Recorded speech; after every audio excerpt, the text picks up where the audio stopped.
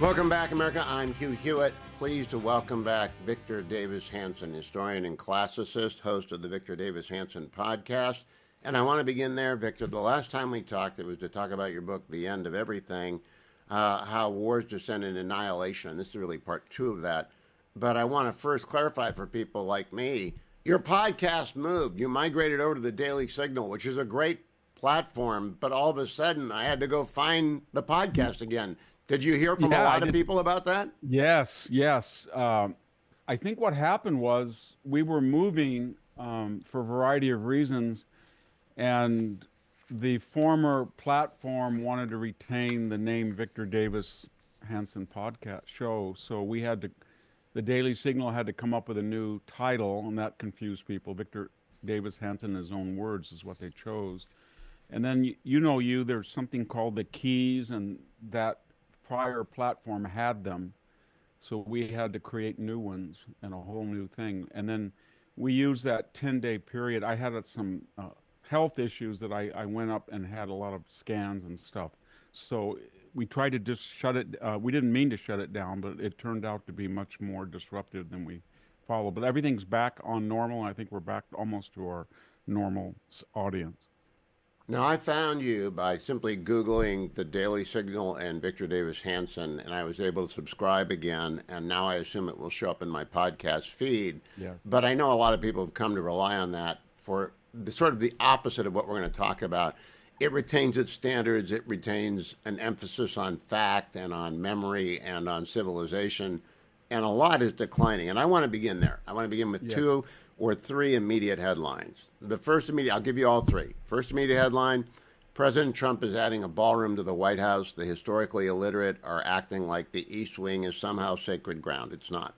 Number 2, Jen Psaki, who's a public figure and not dumb. She's actually got knowledge of the business.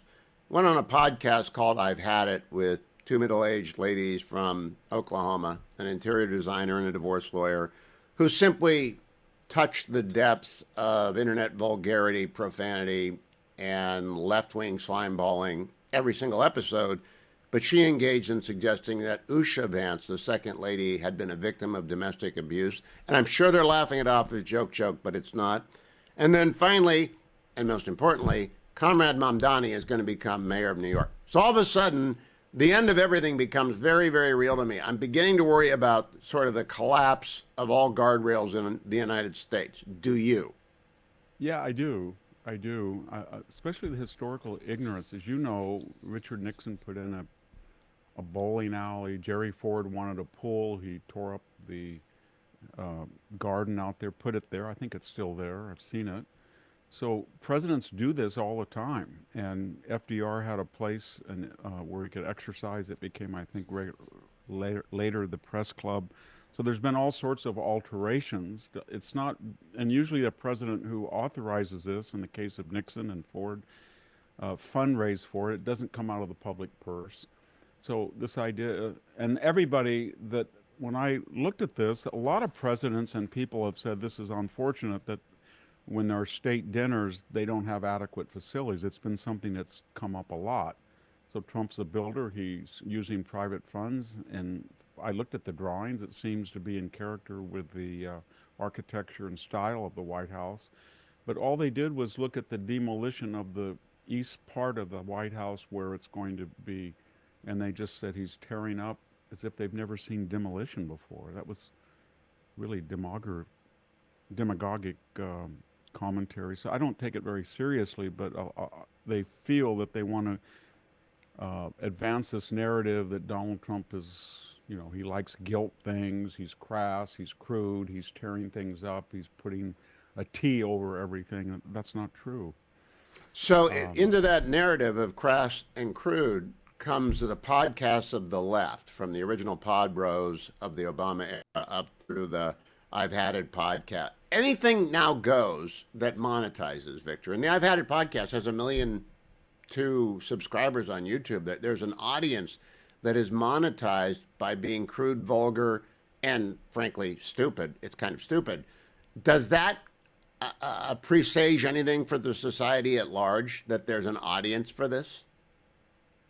Well, we have 340 million people, so everybody to his own taste. But I think really the subtext of that whole incident is we have been told that Donald Trump was inseparable from the MAGA agenda, that he was the sun, and without him there would be no sunlight, so to speak. And then when he nominated J.D. Vance, they said this was a critical blunder because he was white, male, like Trump. He offered no diversity. He was in Ohio. That was a red state given. And then he turned out to, to upset all of those earlier speculations by being a force multiplier. And that's why Trump appointed him, because he went on to eviscerate all during the campaign. The Sunday news shows anybody on the left who thought that he was going to tangle with J.D. Vance ended up on the wrong side of that debate. So then I think, and you add Marco Rubio to the equation, I think they're very worried now that there is going to be a continuum of the nationalist, populist, MAGA people, and that the Republican Party is not going to go back to Bob Dole or something like that, which they would like. And that worries them. So now they're looking at the next generation in addition to Trump, and they've gone after Rubio as well. But I think we're going to see more attacks on Vance like this. Oh, the demonization of anyone with talent on the right. I remember when Senator Cotton destroyed the New York Times editorial room single-handedly, and then when he came out and said, this is probably a lab leak from Wuhan, the left Yes. went after him. There are a lot of it. Senator Cruz, Elise Stefanik. There's a big bench of young Republicans who must scare the left because they're locked into, and this brings me to subject 3 of the intro, Mamdani. And I think he's a disaster for the Democrats, but I still don't want him to win. Victor Davis Hanson, do you? Because I think he'll destroy the city. No, I don't want him to win at all. When you look at what happened to Cuba, and when you look what happened to Venezuela, or you look at what happened in 1917 to the Russian, there's a pattern there where the Bolshevik element poses as a socialist, and they say they're not going to disrupt, and they're willing to work with people. And then what happens is usually a lot of conservative or aristocrats or what they would call oligarchs make private deals for concessions. That's what Hugo Chavez did, and that's what Maduro's doing. And they try to co-opt the elite, and then basically we will leave you alone as we destroy the city. So they're very insidious. And once they get into power, they do a lot of damage. He's very different even than Bill de Blasio. He'll do a lot more damage in 4 years than de Blasio ever had imagined. And so, I don't like this idea that maybe this is good. So it'll show, I think George Will had advanced that theory. This will be good. So we get to every once in a while we need a dose of socialism to shock us. No, I don't want to be a lab rat in that process. To see this I agree with you. beautiful Our city. friend Mark Levin said everyone is underplaying how important New York is as the financial capital of the world, and it's the cultural hub of the United States that it shares with a couple of other places. And I do believe it. They have 300,000 employees in the city of New York. Mr. Mamdani, Comrade Mamdani, has never run anything bigger than an office of 10 to 12 people. I mean, how badly could it go, VDH?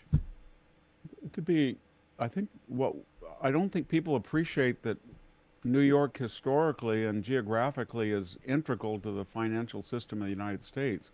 And it's got a long tradition. It's not that far from Washington, D.C. And if you were to socialize it, which he says I think he will, then you're going to see a mass flight. And I'm not so sure that it could be in Palm Beach or Miami as effective as it is in New York. You'd have to give up all those institutions. And I don't know what it would become, but it wouldn't become Wall Street. I don't know what Wall Street would do if you have a socialist dash. Basically, when he says he wants to seize the means of production, and he said that, then it's not a slur to say that he's a communist. That comes right out of Frederick Engels' vocabulary. So I'm very worried, and he hates talent. He wants to get rid. He's back and forth, but like anything that's elite, anything that represents anything other than a quality of result, he's against. And he's also, to be frank, he represents something that's broken down in the immigration system, where we used to acculturate, integrate, assimilate immigrants from places less prosperous, secure than the United States. But there's this pattern where he and his family have come from Uganda, which is basically a failed place, and then they've done spectacularly well. His father's an endowed professor. His mother is um, a very well-known filmmaker. He grew up in affluence, sort of, but he has the same idea of AOC or now the multimillionaire Ilhan Omar, that you come to this country and you immediately start to say, you know, I'm not going to enrich it with my literature or music or fashion or food. I want to change fundamentally the way it works, the Constitution or protocols of 250 years, without any acknowledgement that I wouldn't come here if I was able to change it, then I would have never come because it would represent what I left. And that's what a lot of Americans are very confused about. Why would people come over here and want to change the system that attracted them in the first place? And that's Because something. the lust for power and money comes with change. Yes. And now this is Yes. the big overarching question. You and I won't be around in 50 years absent medical miracles to see what's become of the republic, but my grandchildren will be. I've always said rather blithely that the Constitution is very strong. These were geniuses who constructed it, and Lincoln reconstructed it. But do you think it's strong enough to put up with all these various tensions, or are we back in 1968 and a continuation of the MLK, Robert Kennedy assassinations, the Weather Underground, the violence, the Vietnam War induced hysteria? Are we right back there? Well, I think this new Jacobin left feels that on every issue, the border, illegal immigration, crime, energy, they don't have a majority, uh, and they don't have enough charismatic. Maybe Mondami's charismatic, but outside of New York, he would fail. They don't have charismatic leaders like a Clinton or Obama to advance an unpopular agenda in the way they did. And so they feel that the traditional political process is not going to favor them. And so they look for alternate means. And one of them, to be frank, was an open border. 12 million people, 55 million people Sure. now. 16% of the population was not born in the United States. Here in California, 27% of the population was not born in California. And they feel that that demographic graphic is in need of entitlements and subsidies for housing and health and education and food and their constituency. And then they also feel they're the ones that are always talking about changing the filibuster, changing the electoral college, bringing in Washington, D.C., Puerto Rico for 4 new senators, altering the composition of the Supreme Court, which I think has been uh, inert basically at 9 justices since 1869, getting rid of the filibuster, as I said. So they want to change the system from a constitutional republic to something, I don't know, like out of ancient Athens, where everybody gets in there and you yell and scream and then you vote, and that has the power of law without any constitutional guardrail. And they're not, That's you what know, I was they're, looking for. You're the classicist. yeah. I don't know what the hard left wants in terms of a governing structure. They can't come out and say that they want a party, that they want an oligarch like Putin, or that they want the CCP, or they want chaos like Venezuela and Cuba, and increasingly Colombia. They don't want a dictatorship like North Korea. But they can't articulate what they want. They just want power and money. Yeah, I think they don't like a constitutional republic because it has laws that restrain what they feel are popular expression or mass hysteria. And they're almost neo-Confederate now. I don't mean that just rhetorically. They really do believe in state and local rights transcending federal jurisdiction to the point where now some of their heroes are John Brown. We had a Howard professor the other Yes. day said, you know, you got to burn things down like he did. He was killing people well before Harper's Ferry, and they also in the same thing of this. We have 600 jurisdictions that are sanctuary cities.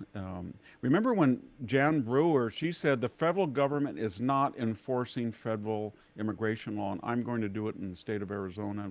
Obama blocked that, sued successfully, and they said no state can defy the federal government, and she was put down on that issue.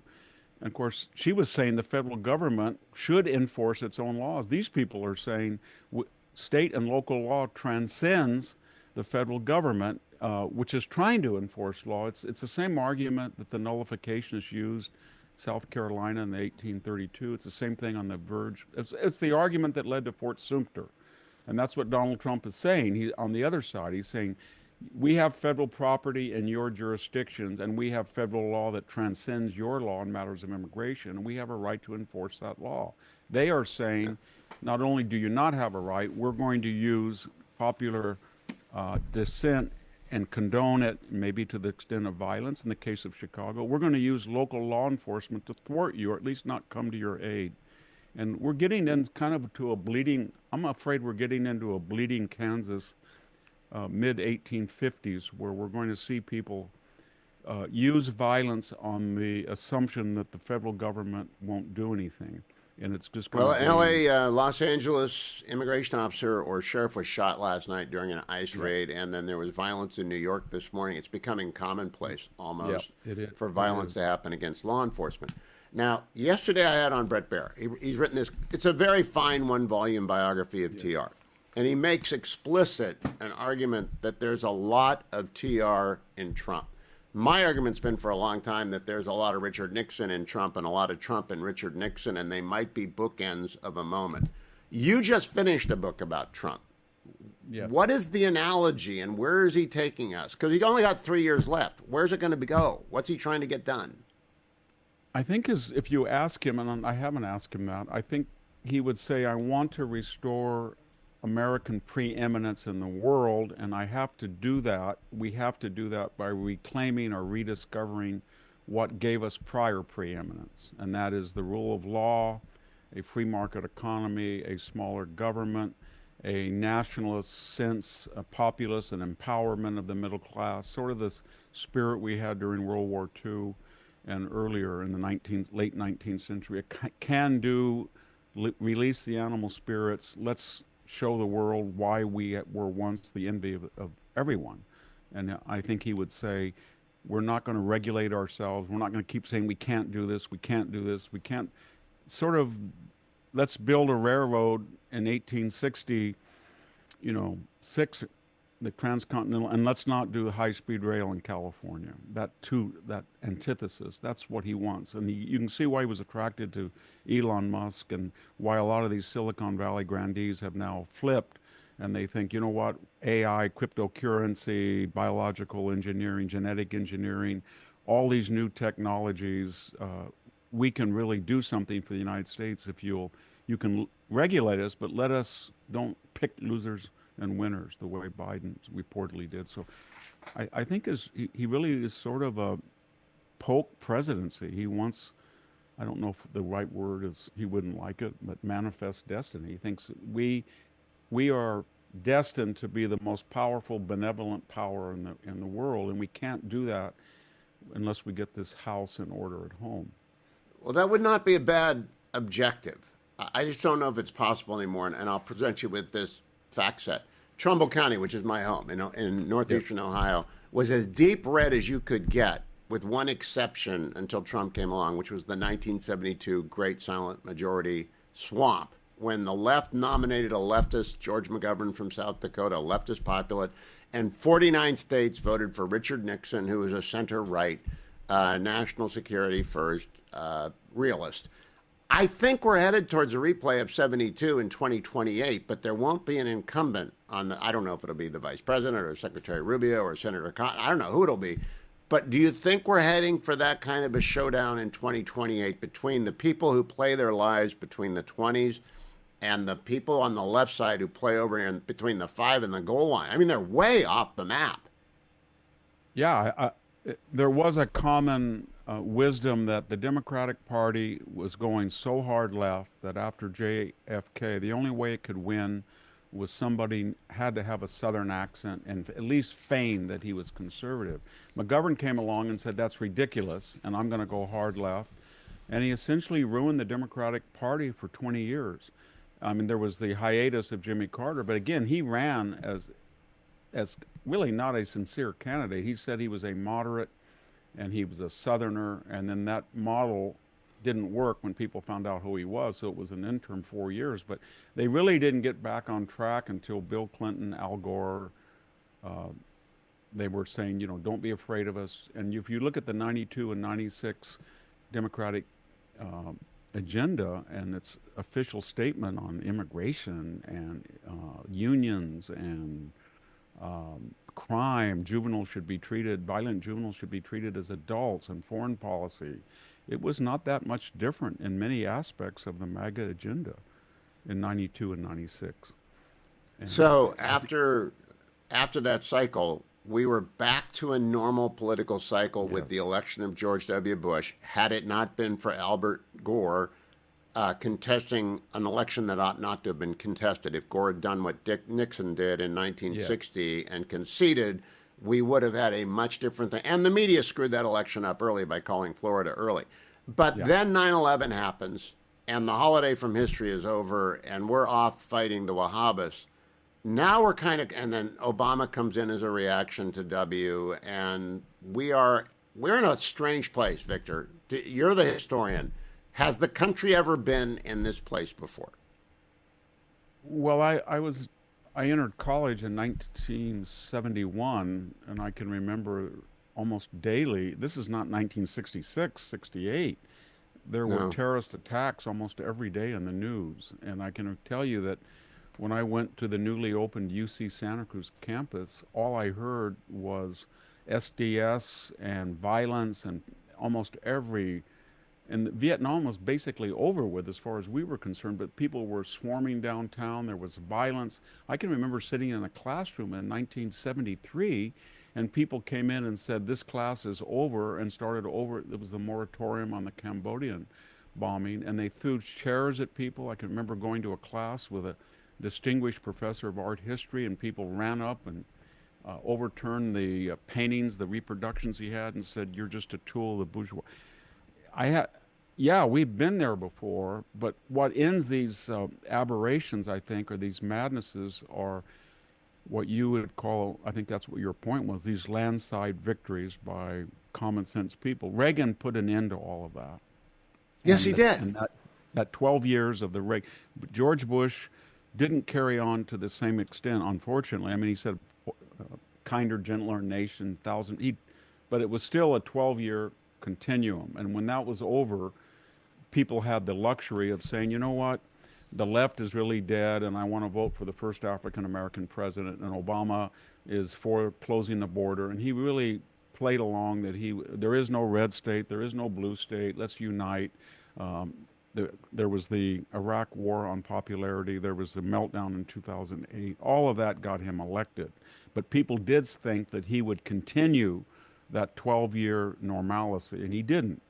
First thing he did was basically create this idea that diversity was going to, the black-white binary was over with, and it was a more exclusive victimizer. And 30% of the country, regardless of their class or their wealth, were victims because they were so-called non-white, and the other 70% or 68 were victimizers. And we've been stuck there with that radical Obama agenda, and not to mention health care and the takeover of the federal government, weaponizing the federal While government.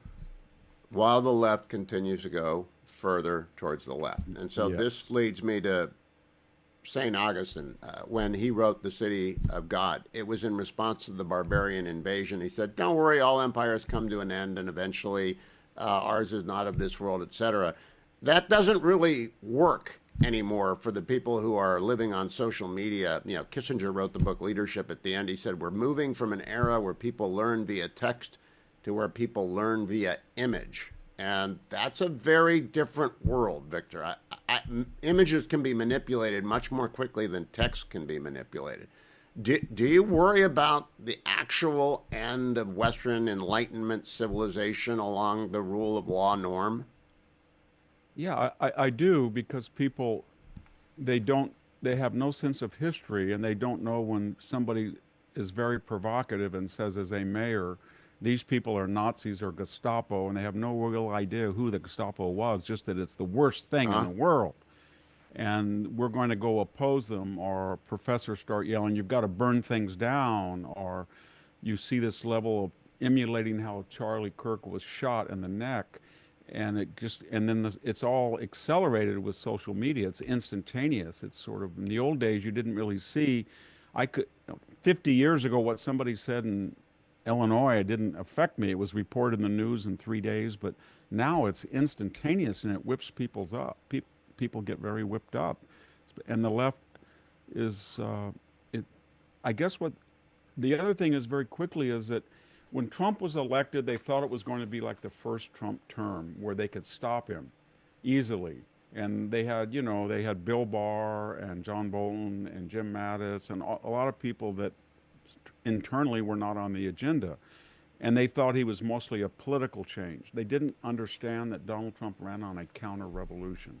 He was going to change the universities. He was going to change art. He was going to change architecture. He was going to change defense.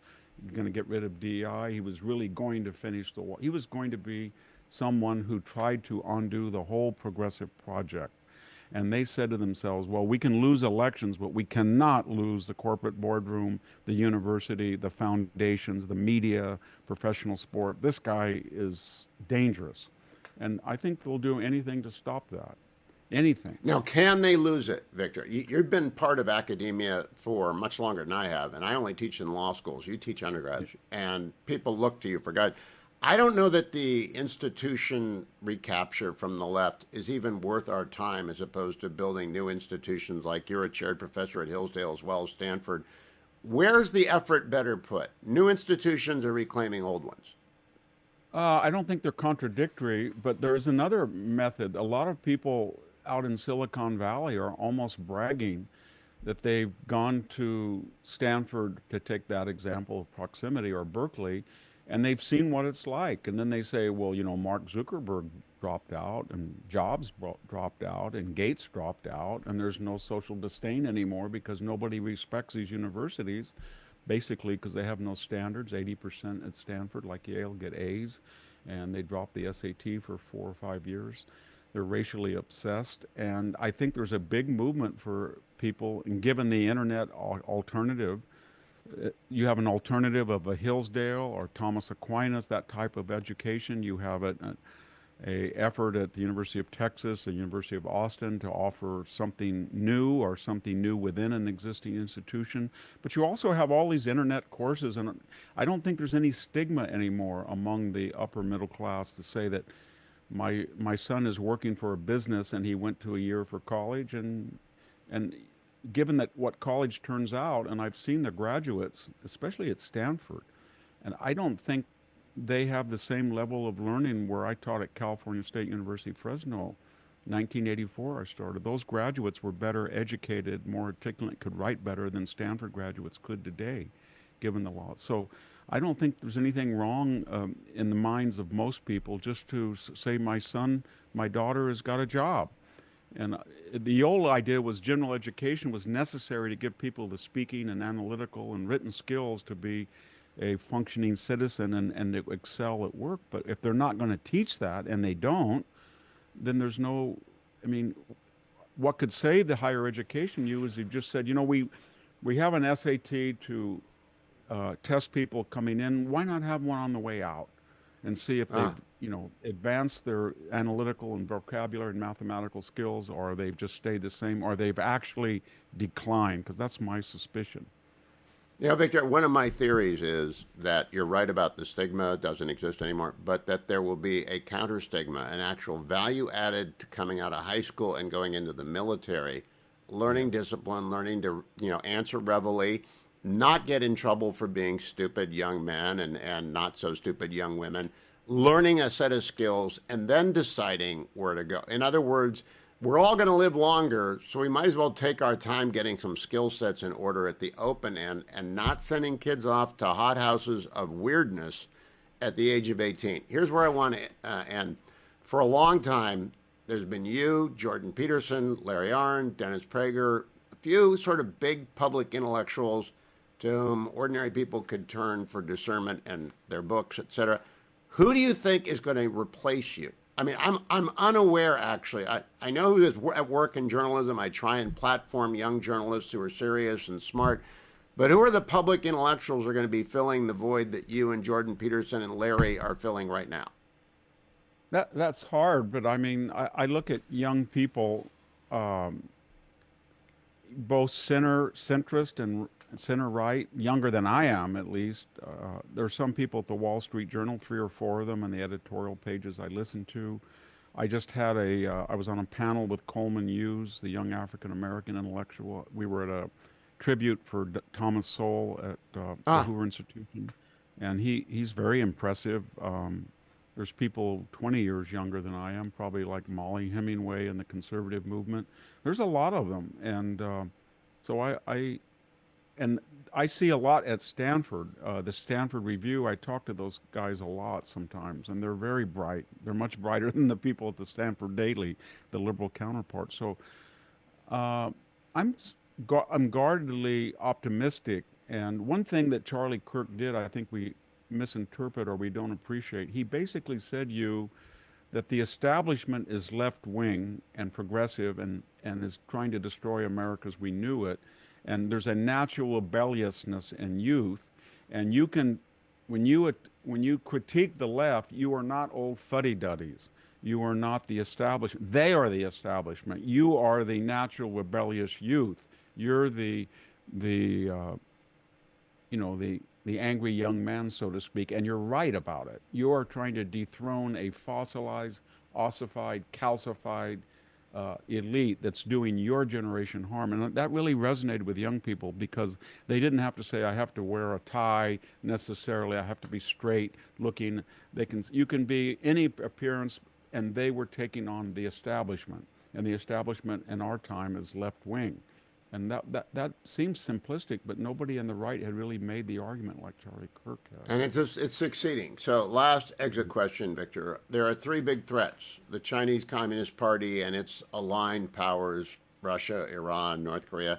There are the Wahhabists, who they may be defeated in Gaza, they may be on the run around the world, but they'll blow up the World Trade Center and its successor buildings at a moment's notice if they can. And there's the domestic left. How do you rank those in your mind as being threats to the republic? Oh, I would say China is by far the biggest threat. They have 1.4 billion people. They're going to get near our GDP. They're going to have 300 plus 100,000 students in the United States. They have a very effective propaganda. They've really done the DEI thing and said, we've been a persecuted minority, the yellow peril. You put Asians in camp. That was very effective during COVID, where they were never held accountable. And they're nightmare. They're a totalitarian Orwellian society, which is regimented. It's very scary, Brave New World. And the Wahhabis, I think, are not going to be that much danger. I think Europe is finally waking up to the danger they're in, and it just seems to me that they're on the decline relatively. I am afraid of the left, but I'm hoping that a big blowout in 2028 will do to the left what Reagan did to it, and we'll get a breather for another 4 or even 8 years. I'm hopeful about that. Let me close by telling people again, Victor has moved to the Daily Signal. What do we call the new podcast, VDH? Victor Davis Hanson in his own words. That was the Vic, I'm very fond of Rob Bluey, the editor in chief of the Daily Signal. So I was doing podcasts, and he invited me over, and I thought it would be a great thing. I think we'll be right back up to snuff at the end of the week. Victor Davis Hanson, in his own words, courtesy of the Daily Signal. I look forward to hearing you and your colleagues again on a 2 or 3 times a week basis. And I look forward to the next time we have a chance to chat. VDH, thank you as always. A pleasure to talk to you. Thank you for having me on.